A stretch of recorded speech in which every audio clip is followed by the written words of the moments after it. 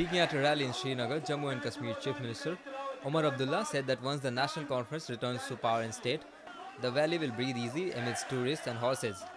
अगले साल से वहां तोपों की आवाज नहीं होगी, वहां शेल फटने की आवाज नहीं होगी, वहां घोड़ों की दौड़ने की आवाज होगी, वहां टूरिस्टों की आवाज होगी।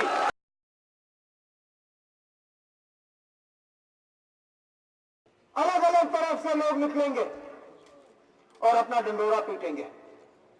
मेरी सबसे बड़ी कमी और खामी इन 6 सालों में यह रही कि जो मैंने किया वो भी मैंने लोगों में ठीक तरह से बेचा नहीं पहुंचाया मैंने वो खबर लोगों तक, नहीं छापे मैंने अखबारों में इश्तिहार।